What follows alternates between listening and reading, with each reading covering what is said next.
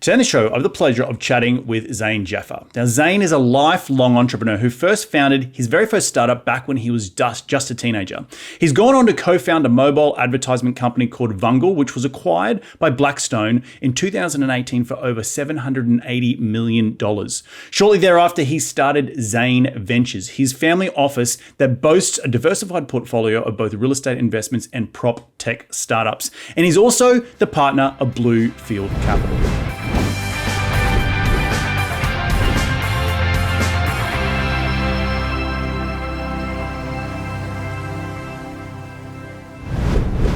G'day, Zain. Welcome to the show. How you doing today, mate? Great. Thank you for having me on the show. Excited to have a good conversation. Mate, absolute pleasure. But tell me, $780 million straight out the gate. Like, that's an incredible valuation. We were talking in the green room. You're a couple of years younger than me. How did that all go down? It always sounds like an overnight success when you read a headline that outrageous. But it was failure after failure. I mean, it was just so hard to convince someone for my first company that we were worth $1 million, let alone in the end, someone buying us all cash for almost $1 billion, right? 780 million. So yeah, I would say decade of trying, and eventually, with everything working out perfectly, we also got lucky. Things just don't have to work out perfectly in terms of, execution and getting the right team and all of that. You also have to be lucky to be in the right place at the right time. 100%. That level of exit, I think. Right. No. And I want to get into that, but let's do what we do on every show. Let's rewind the clock. Tell me how you made your first ever dollar as a kid and you're growing up in a relationship to money in your youth. I grew up in an area of London, Hayes and Harlington, and it's not the best area. My parents were actually immigrants, refugees who had fled East Africa. We were Indians, or they were Indians, right? East Indian, settled in Africa, and then were booted out of Africa by Idi Amin, this dictator. They came to the UK with no money whatsoever. And where I grew up, it was quite a rough neighborhood. And to avoid getting in trouble, I just stayed in my room and played computer games all day long. And one day when I discovered the internet, I just started hacking around and building things. And I realized, wow, this is how you build a website in HTML. And eventually you can take these templates. Oh, and you can hire someone if you have some money in India for like $300 a month. Let me think. Why don't I convince someone that they need a website? So I started out by going to all these online platforms and trying to bid, on projects. And I made a bit of money like that. But the real money, and I joke here when I say real money, we're talking hundreds of pounds, right? Or dollars. I started calling up everyone I could find in the yellow pages. At about 13, my voice started to break. It probably didn't sound different than it does now. So people didn't really know they were speaking to a little kid, barely a teenager. I'd call them up and I'd say, look, you guys don't have a website. How are people going to find you? I can get one made for you. Would love to, communicate.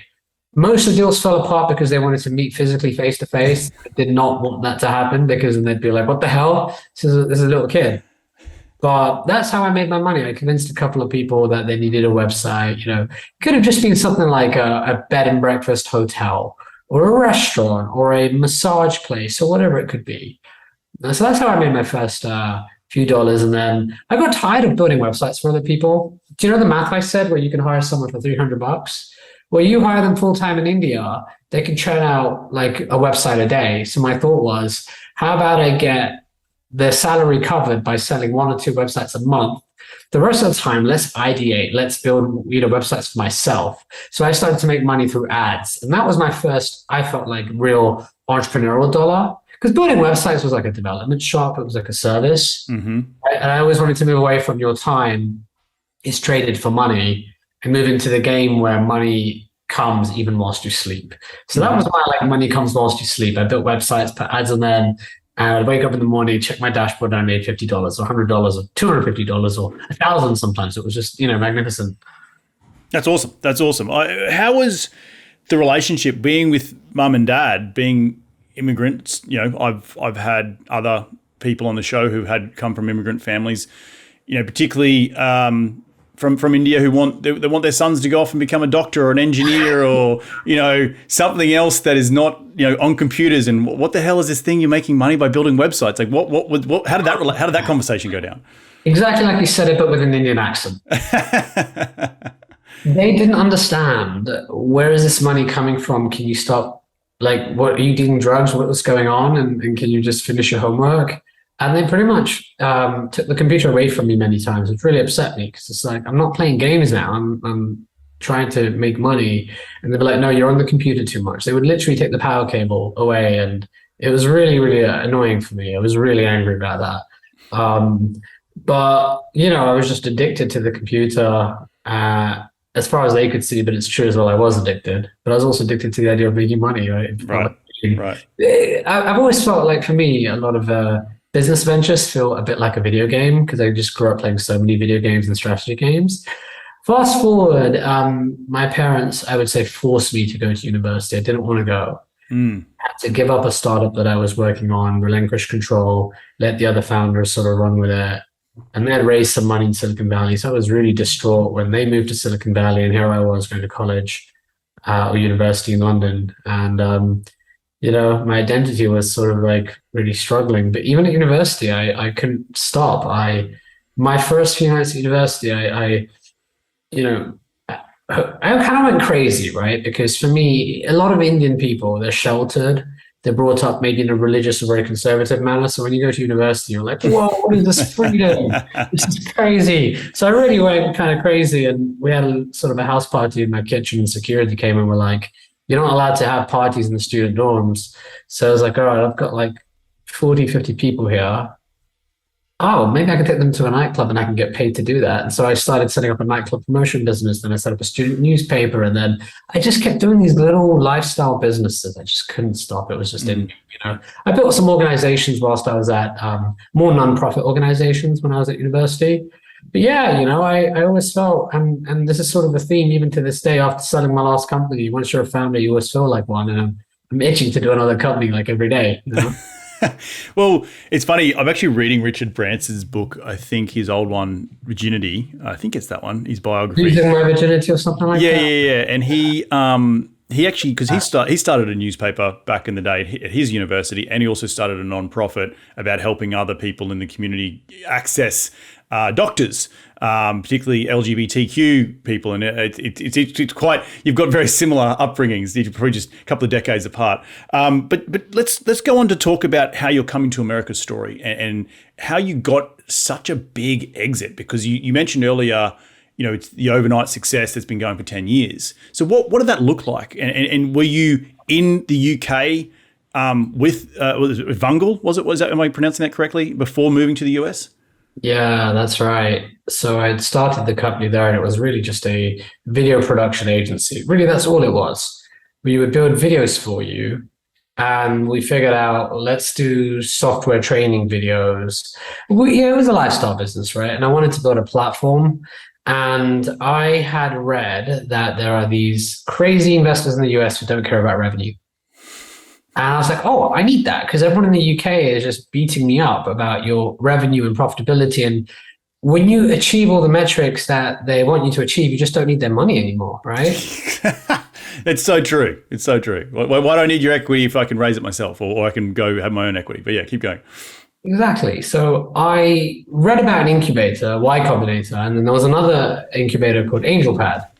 And so I'm like, all right, this is interesting. They give $100,000 to every single participant in the program. That sounds insane, $100,000, right? And it's for like a tiny percentage of your company. I mean, immediately at the gate, you're valued at millions of dollars, right? Of course, we know today some YC companies are valued at insane amounts, but so I figure out, how do I get into this incubator? And I'm reading TechCrunch, and they say, look, there's only one spot left. Applications are closing.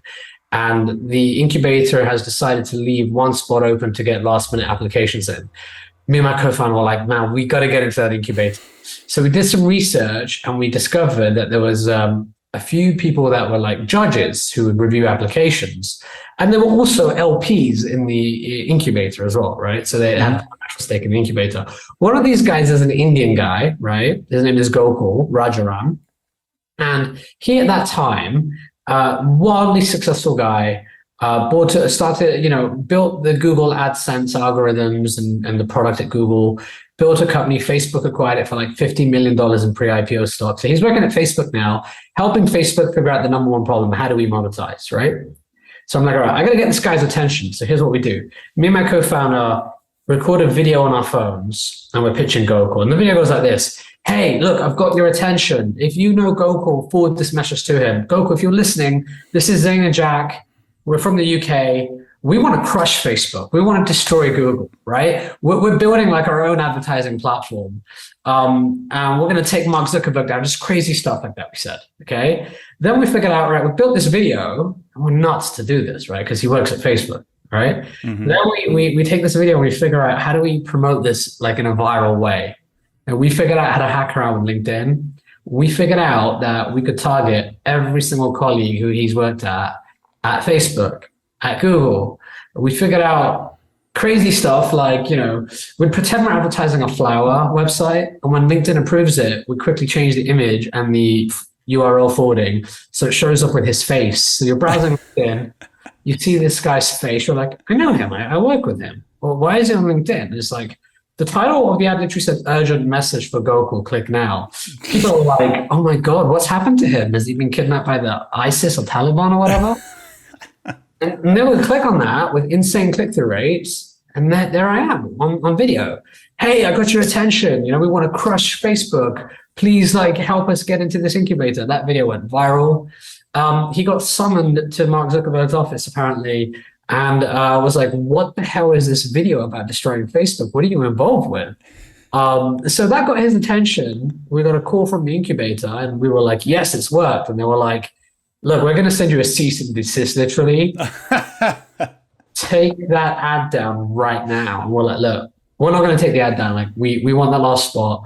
You've got to give us a chance." And they were like, "Sorry, but most of our people are engineers. They went to Ivy League universities. They live in the US." And I'm like, "I don't care. Like, we need this. This is what we need. We need some Americans to take a chance on us."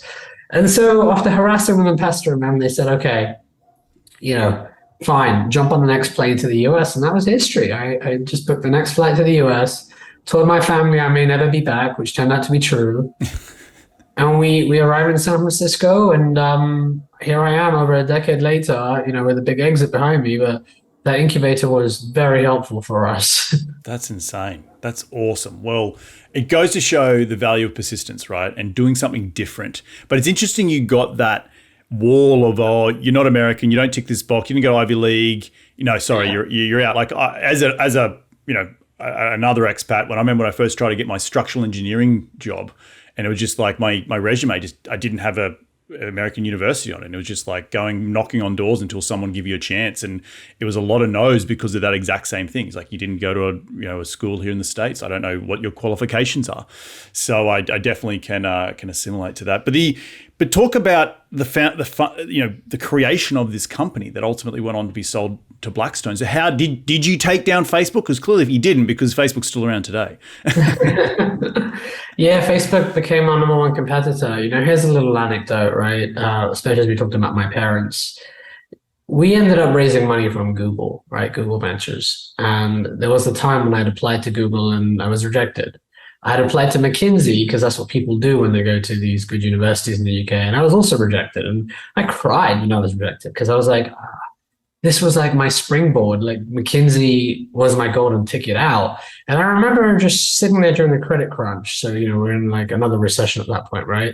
And I'm thinking to myself, you know what? Screw this. One day I'm going to compete with Google, or I'm gonna like work with them in a meaningful way. McKinsey, like, man, I'm going to be so successful one day, I'm going to hire them. Who would think years later that Google would invest in us, would become a major competitor? We did have acquisition discussions with them, right? And then McKinsey did the due diligence with Blackstone. And it's like, wow, how the thoughts that you have today get projected into the universe and they materialize in some form or another. But what turned out to, at that point, to me, was a really low point, actually turned out to be a great thing. Thank God I didn't get a job at a normal job, and I was forced to figure it out. And I think being in the deep end, learning how to sink or swim, is really sometimes the recipe to just be creative and innovate. When we got to the US, for example, we realized if we don't raise enough money, we're going back home, right? I'm going to raise as much money as I can so I can afford to have an attorney, to get a visa, and I'm just going to figure it out. And, we worked harder than everyone else. All of our other colleagues, we had a few people that were just amazing in our class, and they also built billion-dollar companies. There were like 20 companies or something like that. A few of those went on to become huge companies as well, maybe two or three, or those founders did well. But most of those folks were like Google engineers who knew, like, there's one guy in my class, right, who in the incubator, who went on to become like one of the early employees at WhatsApp, right? And he did really well. So, like, folks like that, they don't have to work as hard because they just know I've got the golden ticket. I'm American. I went to Google. I went to Stanford. I went to Harvard. I'm going to get an amazing salary. Whereas us, we were like, man, I'm going to go back to the UK. I'm going to live like Australia. I got to do this. Like, right. I want to die if I must. I'm going to figure it out. When you're that hungry, success just somehow comes. I will also agree with that, because the thought of going home with a tail between your legs as an expat, that's crossed my mind a lot of times. But I moved to this country just to chase a girl and just to live for a couple of years as an expat and have some fun and go home. I never thought, a decade later, probably the same with you, is starting a real estate company and doing all this stuff. But it's that drive where your back's against the wall that, what's my 65-year-old self going to say in my failure of what, do I give this a good crack or not? So I can completely, obviously we're different. You're at a much bigger scale than I am, but talk to just a little bit on the product itself and how did you pitch your heart out to raise the money and afford the lawyer and get the visa and all that sort of stuff? Yeah, the way we did it was that we kept pivoting and pivoting. We had a deadline, which was demo days coming up. It's now 12 weeks have turned into 3 weeks left. And we just don't know what we're doing at this point. We can't afford to build anything. We don't even have an engineer, actually. We've been like outsourcing this and we're getting screwed by the dev shops we're working with. We found some engineer. We're like, hey, we'll give you the title of CTO. He eventually went on to become like the founder of Webflow and, did really, really well, right? That's another unicorn company. But he stayed with us for a little bit. And I went to customers and I was trying to interview them and I was trying to figure out what do we build. And then I said to them, look, you say this is a big problem for you. You're trying to promote your app, right? If I could get you, let's say 1,000 users, how much would you pay me for that? The like, well, we'll pay you 2,000, we'll pay you $2, right? Okay, cool. $2 a download. All right. Can you write that down on a piece of paper? If I build this product and I get you 2,000, right? Or I get you however many users, right? You pay me $2. You will pay me, right? Can we turn this into a pre-order? I basically went, found a bunch of companies that needed help with user acquisition and came up with a bunch of pre-orders. And these pre-orders eventually I just got more and more bold. I'm like, hey, theoretically, if I got you a user for $1 and I got you 100,000, would you pay me $1? They're like, sure. All right. I got $100,000 pre-order. Then I went to investors. I was like, look, I've got millions of dollars worth of pre-orders here. Okay. I can build this platform and I think I can deliver the goods to these, customers. So what we did, we basically had a bunch of orders and VCs couldn't argue with us. And our round was like insanely oversubscribed. We were just trying to raise like a few 100,000 and that turned into like 750K to 1 point. It was a pre-seed idea, right? Mm-hmm. Eventually I ended up raising $2 million on the pitch deck. And that was one of the largest seed rounds in, this was 2010, 2011. So you can imagine, right? Like at that point, I was like, whoa, we did it, right? But then the hard work really begins. Then it's like, oh my God, I hope the investors don't think this is recognized revenue. These are bookings and I don't know if I can deliver this. And for a whole year, we struggled, man. Like, it's like, oh my God, I hope our investors don't sue us. They're like, where's your revenue? You said you had millions of dollars in pre-orders. And I'm like, well, the product doesn't quite work. And the unit economics don't quite work yet. But, year zero was $0 in revenue. Year one, 850K. Year two, $15 million. Year three, 56 million. Holy right? crap. And we just kept like doubling and tripling until it was hundreds of millions of dollars. And at one point it was $100 million plus EBITDA run rate. EBITDA, like, our cash balance was growing. That's insane. So yeah, it's been a wild ride for sure. But my question is, and if those listeners didn't hear that, you didn't actually have the product figured out yet. No, not at all. So you went and got you pitched just really well an idea that you thought may work. And And a problem too. a problem, sure, a problem, but you Yeah. didn't have a solution to it. Like as an engineer, I'm a structural engineer. I'm like, I need the solution because that's the ticket, right? You talk about golden tickets all the time in this episode.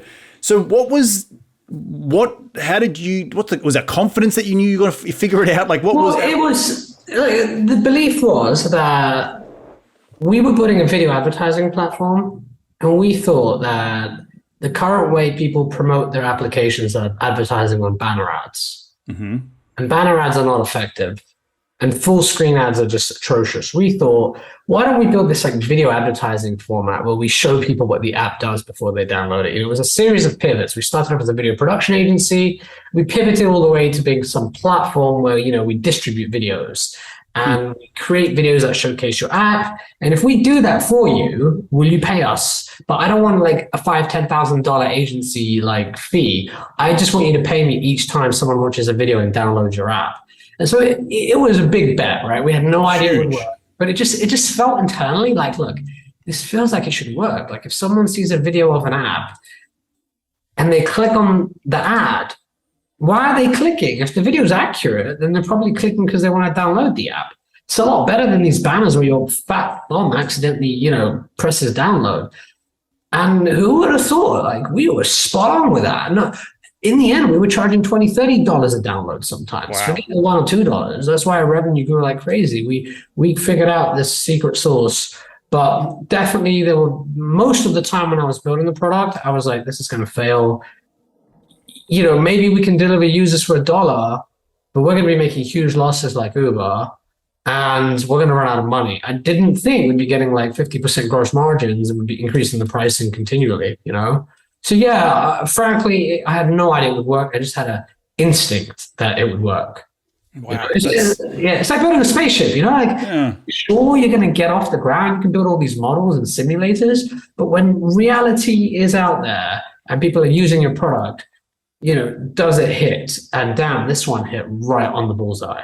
And so I'm a company cruising around, or I'm a user cruising around, and I'm not a tech guy. I build stuff, but there's a platform that I could trial an app or look at an app that I needed for my company or needed for my personal use that I could go to and sort of get a free drive, so to speak. That's essentially what it was. Yeah, essentially. I mean, rather than advertising on YouTube, advertising in newspapers and running TV ads, the idea was, what if we can advertise on other people's phones? What if we can show your game while someone else is playing another app? You're playing like Got it. Yep. You're playing like Candy Crush Saga, and you see an ad, and it's for your app. That's what we built. We invented that. And that is now seen by billions of people. Well over 1 billion devices a month is what the company was hitting. Most people in the world had seen our ad, even though we didn't have a logo plastered on it, right? We'd be powering that. Hundreds and hundreds of millions of dollars in revenue every year just from that. That just for that one idea that you thought. That one idea. That on this game, there needs to be other sort of revenue. Yeah, got it. That's right. What if you can put an ad in the game in a way that is smooth? We've also figured out, you're playing a game and you die, game's over. So app developers started to charge you, like, why don't you buy a life for $5.99? We were like, aha, what about, why not watch a video ad and you get to continue playing where you died? And it turns out a small percentage of people that watch a video ad are like, that game looks fun. You know what? Let me click and download. I'll play that game later. And then they play that game and they're addicted to that game. And cha-ching, we got paid. So, we did a lot of that's sort of how we figured it out. We were like, how do we take these videos, show it to people, and they'll pay us for it? We've got to redesign the whole user experience on the product side to do that on the game side. That's freaking awesome, dude. I love your user interface. Intelligence, I think it must be, because not the average person doesn't just go along and be like, when you explain it as simple as that, everyone on this listening to the show be like, oh yeah, duh, of course. But back in 2010 and 2011, no one got it. No one got it. Yeah, but back I can fully. In 2010, man, I'm pitching VCs and they're like, wait, apps like the farting apps and the flashlight apps, and wait, you want to deliver videos? Realtors don't even work on a mobile phone, and like we're dealing with 2G bandwidth here. How is this ever going to work? Mm. You're trying to charge per download. Why don't you just charge per view like everyone else? Just show a video ad and charge 2 or 3 cents. And I was like, no, no, no. I already promised all these developers that, I'm going to give them a user for $1. I'm going to take the risk on. And the time worked out. Like the trends were in our favor, and we innovated on the product side, and, we built a huge cash cow. That's awesome. That's awesome. Well, Zain, I want to pivot because everyone will be asking, well, this is investing in the US, Reed, you're a real estate guy. So how the hell is Zain on this show talking about apps and stuff like that? So I read in the introduction, you have started your own family office, which is focused on tech startups, but also real estate. So what was that pivot to there? So you've gone from guy in England doing a viral YouTube video to take down Mark Zuckerberg to starting this crazy gaming app to now having a huge exit. And when was that exit? 2019, right? Cash came in 2019. The exit was probably in 2018 or something like that, when the definitive agreement was finally done. And now into pivoting into a diversified portfolio of both tech and real estate. So talk to us about that. Why did you decide to go into the real estate realm as maybe an anchor to your tech investing? Yeah, so look, running this gaming advertising platform meant that my entire net worth was concentrated in one single startup. Mm-hmm. It was wild because some days we really did think, it's going to be huge, and other days we thought we were going to go bankrupt and we were going to be sued for whatever you could think of out there. Data privacy valuations, or Apple or Google are going to come and crush you, or Facebook's going to crush you. And so I remember when I was running Vungle, I was seeing other people in real estate, and I'm like, wait, for years I didn't take a salary, and these guys, they're getting like these rent incomes, the assets are appreciating, they're using leverage, they're doing 1031 exchanges, which is a great thing that the US offers. They're getting depreciation write-offs. I want a piece of this. I mean, these guys aren't that smart, frankly. And now, more than half the people in real estate are dumb idiots, and that's why it's so easy to make so much money, because there are a lot of stupid people out there, and there's a lot of dishonesty out there too, on all aspects, not just investors, but contractors and property managers and everyone in the chain. It's just like, I've never seen so many incompetent people before in an industry as I have in real estate, right? I know that's a harsh, extreme statement, but the fact is, there are a lot of stupid things out there, and you got to make sure you don't be taken for a ride. But at the same time, if you try hard enough, you can find opportunity. Anyway, the bottom line, I wanted a piece of that. And I looked at real estate and I thought, okay, I want to figure this out. And when you look at wealth, real estate's a big part of people's portfolios. It's minted more millionaires than any other asset class, and self-made millionaires too, may I say. So it's like, I want to learn this game. It's so different than startups. It's brick and mortar. It's physical. So that's why I started getting interested in real estate and dived into it, as my only focus. That's your only focus today, right now? No, real estate and investing in technology companies that target the real estate sector. Because I can't just go in and try to compete with folks that are pure real estate. I have to come with something unique, which is my tech background. Yep. I'll look at real estate projects and I'll think, how do we bring technology in? How do we bring some amenities that are powered by tech? How do we automate things? And that's sort of why I've been doing what I've been doing. And to give you a bit of background, when I started in real estate, I didn't really know what I was doing. Started off as an LP in numerous funds, and then, becoming the largest, investor in many syndications and taking GP carry. Then I started to buy single family rentals. Then I started to do hard money lending. Then I started to buy multifamily buildings, about hundreds and hundreds of units, all cash.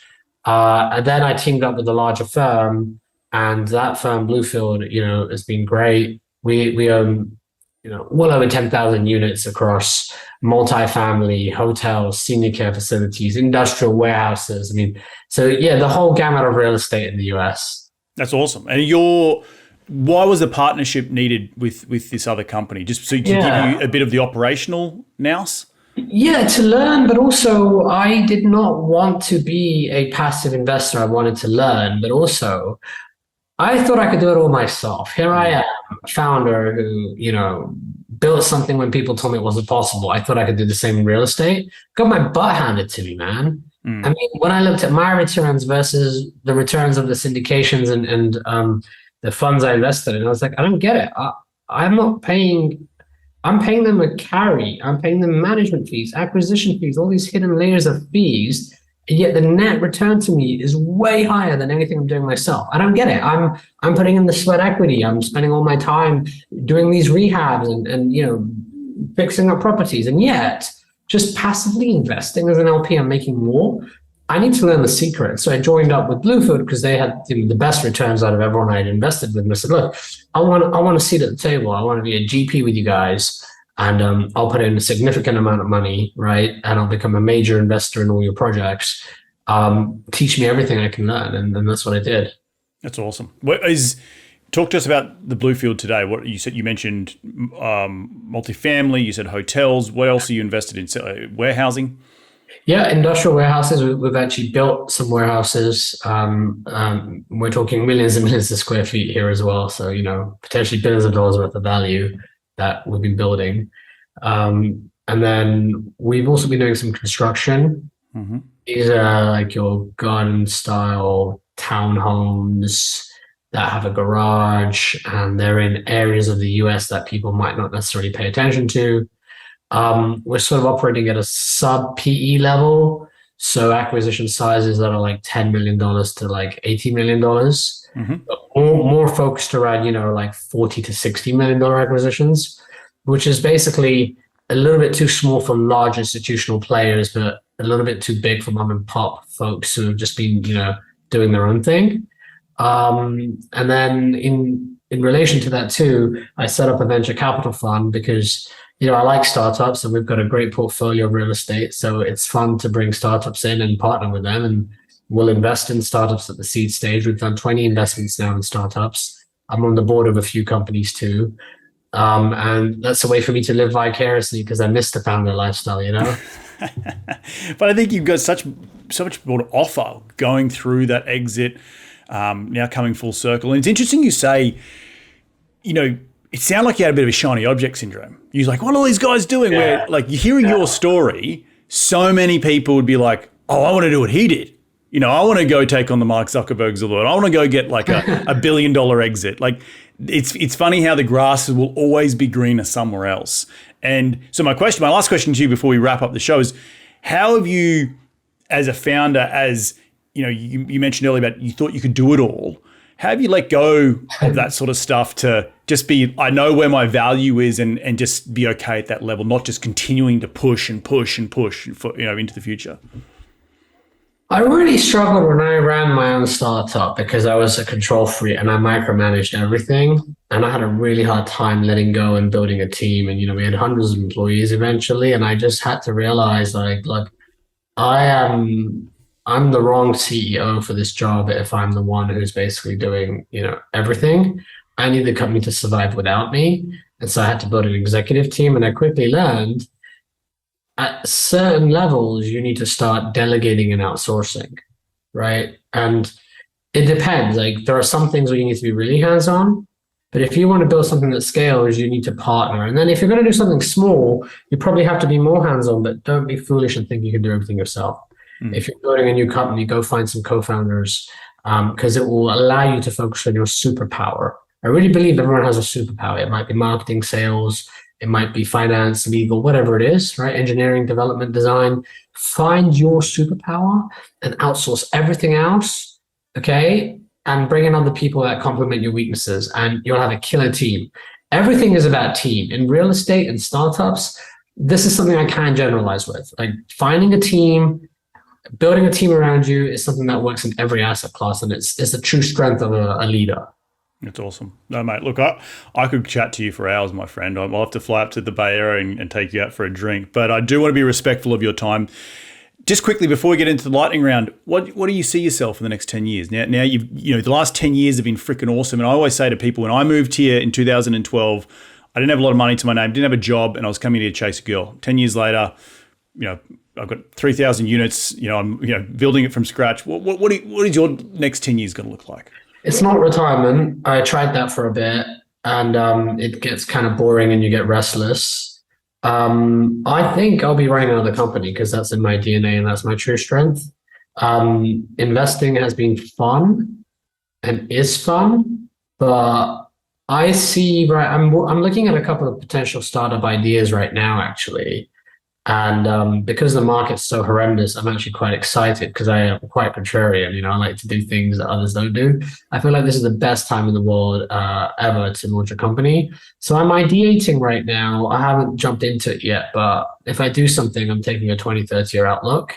Mm-hmm. This is the next thing I do. Of course, if I build it and an exit opportunity comes, I have to consider that rationally. But the great companies are built over a long time span.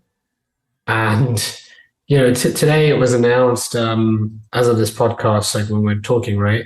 Adobe just bought Figma. Figma was founded in 2012, I believe, and 10 years later, $20 billion exit, right?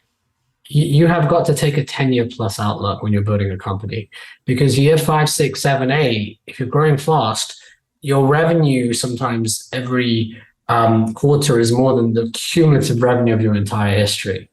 So why tap out early? So I'm looking for that type of company that I think I could become the next Amazon or Google. Wow. Right? That's what I'm thinking about if I do something next. That's awesome. In 10 years, I do see myself being at the helm of another company. For now, I'm investing, but also ideating, because investing sort of helps you. A lot of founders, I think the stats were like a third of founders that have exited a company go on to invest as an angel or start their own VC fund. Yep. Another third probably retire, and another third probably do another company, Yeah. There's a tiny percentage that are just dead because it was too much. I was almost in that category. Well, mate, look, at the end of every show, I'd like to dive into the top 5 investing tips. Ready to get into it? Yeah, let's do it. Mate, what's the daily habit that you practice to keep on track towards your goals? Daily habit, I would say, is I read a book before I go to sleep, because if I'm staring at my phone before I go to sleep, it affects my sleep. And reading a book is a really good way to sort of, quiet your brain. And I read very fast, sort of speed read. So that allows me to get through volumes of books quite quickly. I think I did 100 books last year. Wow, that's awesome. That's awesome. Question number 2 is who's been the most influential person in your career to date? Most influential person. It really, there's a lot of people. It's really hard to pinpoint one, but I'd say that guy I told you about earlier in the show, the Indian guy, right? Mm-hmm. There was a point where everyone was telling us just to pivot. This is an awful idea. And he sat down with us and he said, look, guys, I'm at Facebook. Obviously, I'm privy to some things in the advertising space, but I think you're onto something here. I can't say anything more because, I don't want a conflict of interest with what we do at Facebook, but you probably it's probably a good idea to build this. This is not the first time I've heard of this idea, actually. I was like, oh, maybe Facebook's going to buy us if we do this, right? But no, he gave me that hope to follow, right? Put it in Facebook on the side. He really said to me, if you believe in it, screw everyone else, because you're going to hate yourself working on something someone told you to build. You're too stubborn, and most founders are. Do something you enjoy, and if people are like puking on your idea, it's probably a good idea. If someone telling you the idea is good, you should be worried. That's awesome, mate. That's a big badge of honor getting that nod from him back in the day. I think you would have been grinning from ear to ear leaving that meeting, I could imagine. Oh yeah. Question number 3 is, in your business, there's a tool that you use every day that you can't run the business without. It could be a physical tool like a journal or a phone or a computer, or it could be a piece of software that you just can't run the business without. What is it? Oh, wow. That's a great one. When I was running, so on the VC side, I found that you're just bombarded with a lot of emails, right? And scheduling is a really big headache. So Calendly for me was really powerful, but I set up automated workflows. What that basically means is that when someone sets up a meeting with me, they get an automated email that says, hi, thank you for booking the meeting. This is what I do. This is what we invest in, right? These are our criteria. And then a few days before the meeting, like, I'm excited about your meeting. Can you please make sure you sent me your pitch deck? Can you please make sure you filled this in, this in, that in? And then after the meeting, it's sort of like, look, here's sort of what next steps look like. And a lot of founders were like, wow, this is the most informative thing ever. And I can't believe you put the time to write that. And I'm like, obviously I did. And I just did it once and then I automated it, right? But I must have spoken to 1,000 founders since I've been running this VC fund, and I've looked at hundreds of startups, right? So those emails being automated have been like amazing. Scheduling has been such a headache that I think Calendly is fantastic to handle that. The automated workflows, especially. Definitely. Calendly is something that I think another tech company that was pretty smart when it came around. Again, I'm not a tech guy, but I use it in every single day of my life. Question number 4 has been, what's been the biggest failure in your career and what did you learn from that failure? I would say when it came to real estate specifically, as an Indian person, I'm a bargain hunter. I got obsessed with metrics like cap rate or price per square foot or whatever. And I really should have focused more on, look, the numbers need to just work on the back of a napkin. You don't need all these models to convince you it's good. And the location is probably the most important thing. And I didn't realize the importance of good location. You can buy a building for dirt cheap, but sometimes, man, you buy a building and then you spend more than you bought the building for just on renovations. Here's the hardest thing that took me a while to understand. You put $2 million into a building in some rural area, right? That $2 million could do the exact same thing in a much better location. You're adding a lot more value now, right? If you bought something in Austin, Houston, or a top tier city, right? $2 million there is much better than $2 million in like rural Louisiana or whatever. And I've made mistakes like that for sure. Right. Where I kind of wish I should have just paid up for a better property. Because then when I do the rehab, the rents are going to be way higher. I just got too focused on getting a bargain for the sake of getting a bargain. Yep. No, love it, mate. Look, last question is, where can people reach you to continue the conversation? That'll be in your sphere. Where do they go? Yeah, Zain at PropTechVC.com. PropTechVC.com is sort of my website, newsletter. Post some of my thought leadership articles on there, and I've got a podcast as well.